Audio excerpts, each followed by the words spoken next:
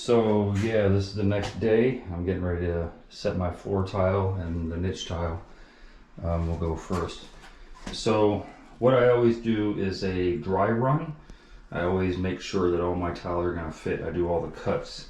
So if you notice here, I cut on my tile saw. You're not gonna be able to do this with nippers or anything, especially the glass. But I cut with my tile saw a straight line, and that straight line goes to the back. If there's a big difference over here, then I'll cut a straight line there, but if there's just a tiny little difference.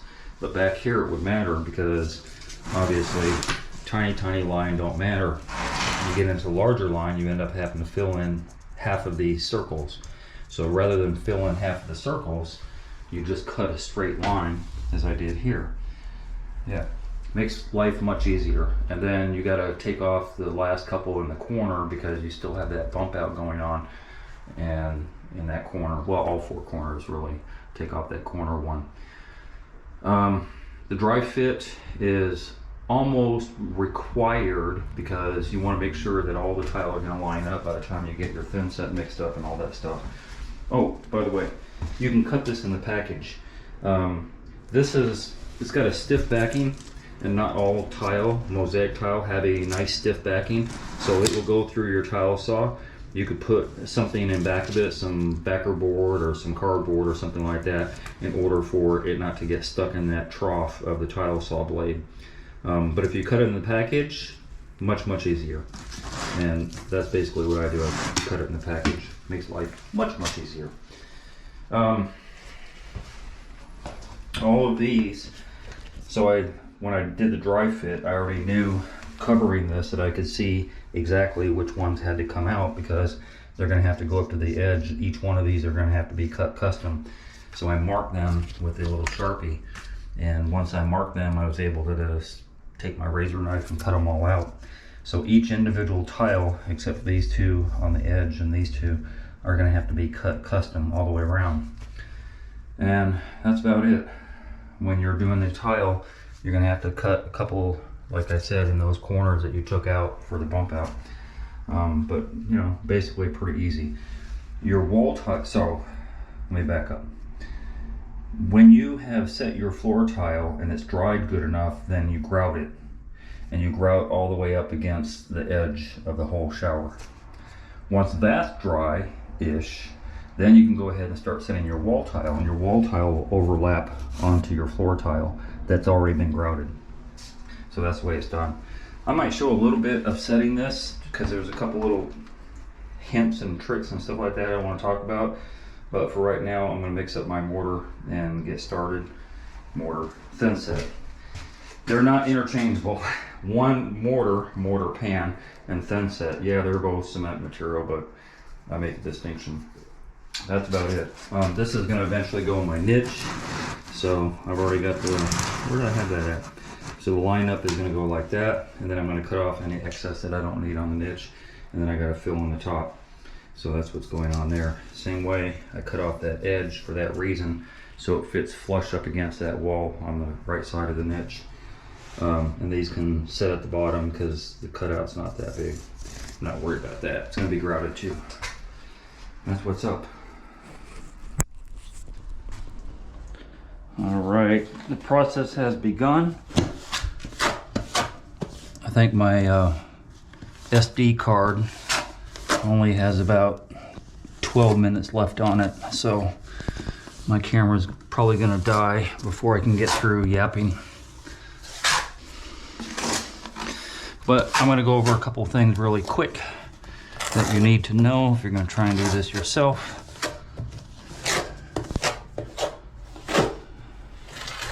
Modified, non-modified, blah blah blah. I'm not going to get into the technicalities of the thin set because, again, what I said before about certain products out there like RedGuard, if they continue to fail, those companies would go broke.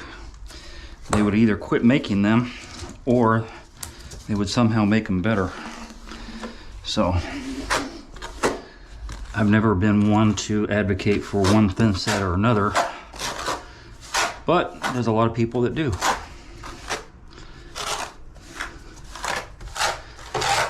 So we're gonna get into the troweling part. This is, or used to be, it's very old and it's been used a lot. So 1/4 inch by 1/4 inch, it might be 3/8, but I think it's 1/4 inch by 1/4 inch square notch trowel. And at the end of the day, it doesn't really matter. You want enough girth of your thin set to adhere to the mosaic that you're going to put on, whatever tile you're going to put on the floor. We're not really concerned about troweling to push the ridges down like a large format tile. The reason that I trowel, because it makes a very consistent amount of thin set. If I could do that with just a blade, I would, but I'm never going to be able to get it as perfect as I can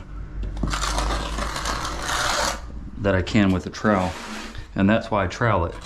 But as far as like knocking down the ridges and making sure there's 100% adhesion and all that stuff, doesn't apply to this at all. But arguably, it is important to have same amount of thin set to work with, and that's why I use the trowel. I always start at my corner, my left corner, just by habit. It doesn't really matter where you start, but I always suggest doing a corner, no matter which corner it is, because that's going to be your catalyst for everything to follow, because you don't want to be out too far or in too far on one side or the other. So that being said, I usually go the direction, is that it?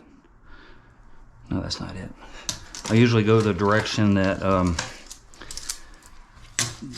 that the wall is lining up to. How I explained that wrong. I'll do the whole perimeter. I'm going to do the perimeter, right? So I'm going to do this side and then that side to form like an L. Because once I know that it's straight up against the wall, the way it's supposed to be, the way I want it to be, and it's up against that wall, then everything else falls into place very easily. So yeah. You see how I slid that over? It's going to be a lot easier so it's not gooped up in the thin set to do it that way. Just slide the tile right on top of the other tile. And I have too much thin set here. You can see that I have a lot of thin set popping up between the lines, and that's a big no-no. There's enough working time with this thin set that I'm going to go through and pluck out all that excess when I'm done laying all this stuff. So I'm going to just go ahead and put the next one here and slide it right over the other one.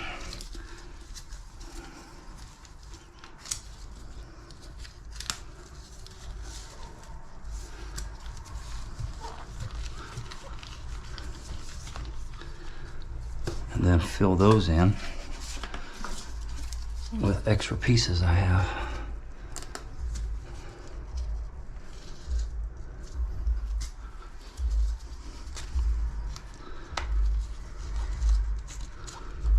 There, that took care of that anyway. So now that I have my back row done,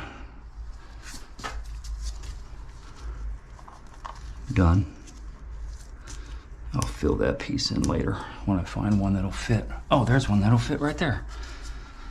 Hey. I have more than enough room to get it inside of there. Oh, or maybe I don't. Yeah, I do. All right, then I'm going to continue to do this row. Step out. And I've already pulled out that sheet and that sheet and then that one. And they're all cut the same size, so I'm not worried about numbering them or anything like that. And then this is pretty obvious, that goes at the end. These go in the middle, so I'm gonna set those aside. And then I'm gonna pull this one back so I have enough room to get thin set everywhere I need to. Just slide it back there slightly. It'll be ready for the next row.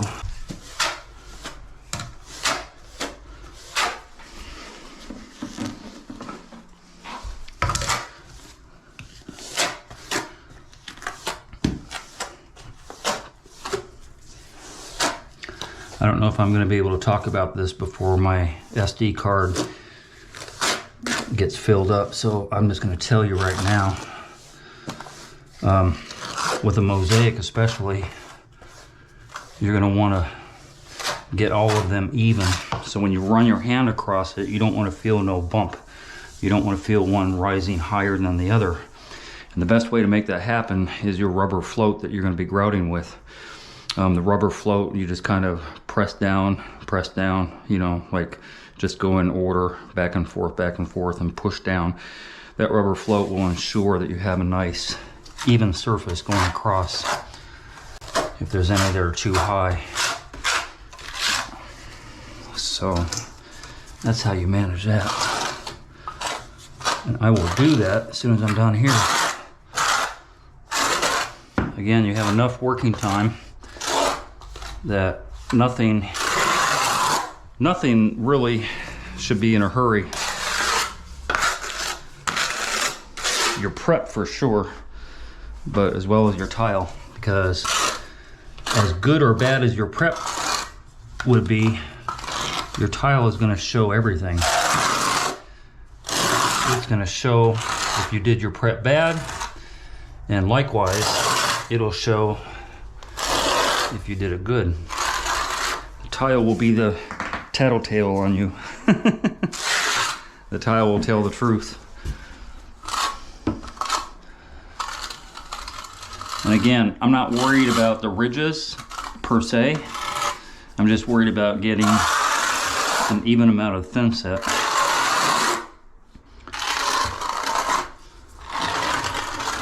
Across the whole thing.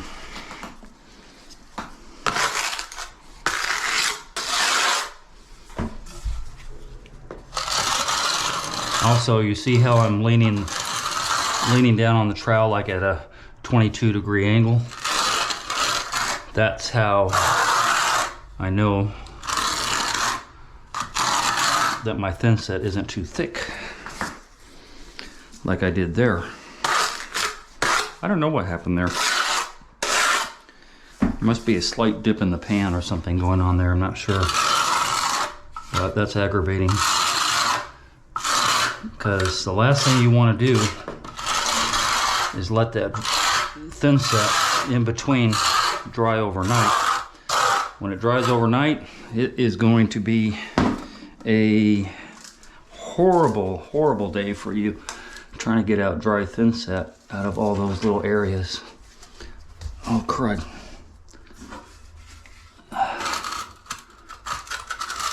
Improvise.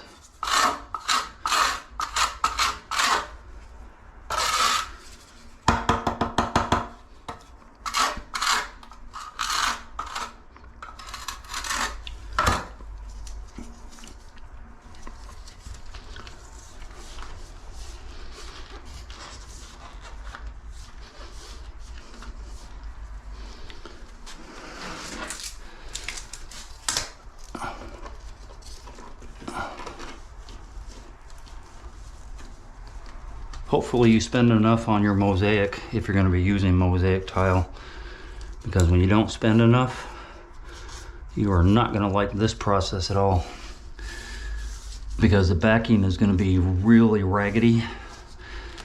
Once these tile get wet, that backing will cause the tile to fall off. All those little pieces are going to fall off as you're trying to set it, and you can't readjust.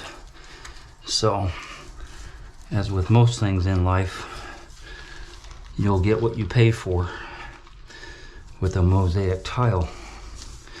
I'm gonna say these are about $9 a square, a sheet, a foot. And that's where you should be at a minimum And I see mosaics all the time that are twice that are $18, $20 a sheet.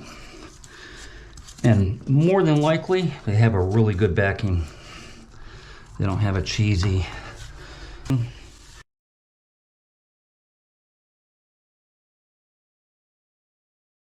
Hey, if you enjoyed that video and you learned something, consider being a Patreon member. $5, $10, $15 a month would help me greatly produce more videos. I make nothing from YouTube at all. If you're gonna call me for advice, please donate $50 for 30 minutes. My link to my PayPal and my Patreon account is down below. And if you haven't already, hit the subscribe button and hit the bell so you get immediate notifications as soon as I post videos. And thank you very much for your support.